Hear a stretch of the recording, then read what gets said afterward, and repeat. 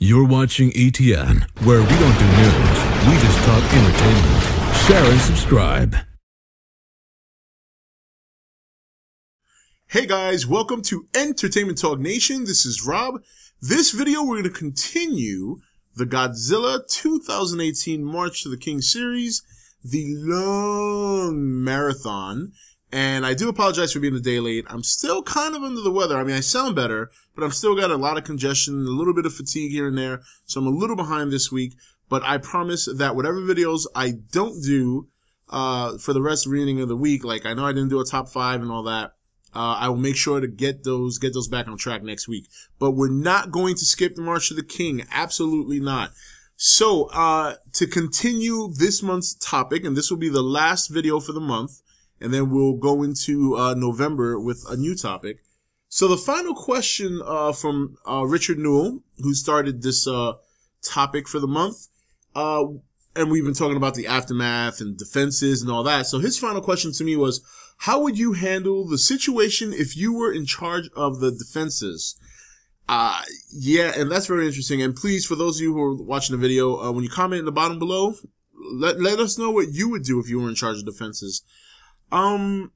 Yeah, you know, I kind of touched on this a little bit last week when I did the other video, and if I was in charge, I would probably try and develop a program that kind of moves at least a good portion of the population, with the exception of like industries and like ports, and maybe try to move them inland a little bit. That way we can avoid all civilian casualty altogether. We still need the coast for, you know, marine farming and stuff like that, traveling, things like that. But if we can make major cities that are on the coast into smaller cities, or just whatever, or just cut the population down. But that's a daunting task, and that would take years to do, and God knows how many times we would have to start that over again if in the middle of the process we get attacked by a kaiju or a Godzilla. So probably not a good idea unless you can have it done within a couple of years, which is impossible. Outside of that, yeah, I mean, what else is there except the military? There really is nothing you can do. That's why it's amazing when you refer to Godzilla as a natural disaster, because you can only mitigate it. You can't stop it. It's just a matter of how you deal with it, how you cut your losses, and how you prevent as many civilian deaths, or people in general, their death.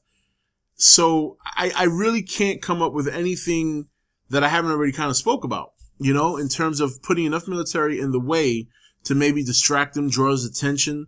That way you give people time to escape. I think an early warning system is probably your best bet. And some of you guys mentioned this in the comments of the last video, of maybe, using satellite tracking, which I think would be a good thing. You know, that's really the only way. Early warning system, you know, tornadoes, hurricanes, they have all this stuff. And I think that's the best way you can try to defend against him in terms of wanting to keep people alive. If you see that he's moving towards the city and you need to inform people at least a couple hours in advance, then yeah, I think that's probably the best way. And then the second thing behind that is to go ahead with the military. Perhaps if you know that he's heading somewhere, you know, you can't really dispatch your military too early. That's what's rough about it, is because if he's like an hour and a half out and you condense all your military into that one spot, and then he decides to change plans, and we've even seen him do that in the movies before. He makes you think he's going one way, and then he cuts somewhere else. So that's kind of the problem. I think the only way you can deal with that is if you have a good amount of coastal military ships, constantly. That's really the only way to do it. And then the only reason you're even doing all this for the military is to just have a chance to get him off course, draw his attention to you so that people can escape. Downfall of that too is the cost of replacing all the losses. It's a lot of money invested in military weaponry, and you know, the minute he starts annihilating tanks and boats and airplanes, it's just more money we lose. It just wrecks the economy. That's what I'm saying. It's really hard to defend against this, because he's either going to destroy your city, kill people, wreck your economy, wreck your military, or do it all at once. Can you imagine the greater aftermath of a Godzilla attack, and a substantial Godzilla attack.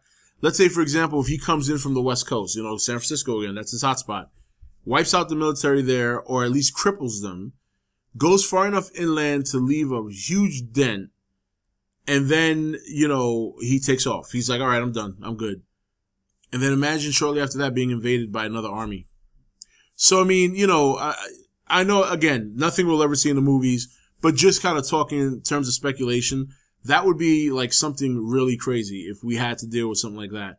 So I think in terms of what I would do in defense-wise, I would only be able to do the best I can. Early warning system, heavy military presence, where he's going to be or where you think he's going to be. You might have to gamble sometimes with that. And then try to draw his attention away from the city. But either way, no matter what you do, you're going to lose. You're going to lose. If he destroys your military, it leaves you vulnerable. Okay? And it hurts your economy. If he attacks a city, you got innocent lives lost, and it wrecks your economy and leaves you vulnerable. There's nothing you can do to fully defend an attack from a kaiju or a Godzilla. There's just no way. So I would just do the best I do to make sure innocent people survive and make sure that we suffer as little loss as possible while trying our best to keep them at bay. And then at certain points, sometimes it's just smarter to run. You know what I mean? Just if he's too overwhelming, cut your losses, get out of there, let him do what he's going to do in the city and wait for him to leave and then deal with it later. I mean, what else can you do?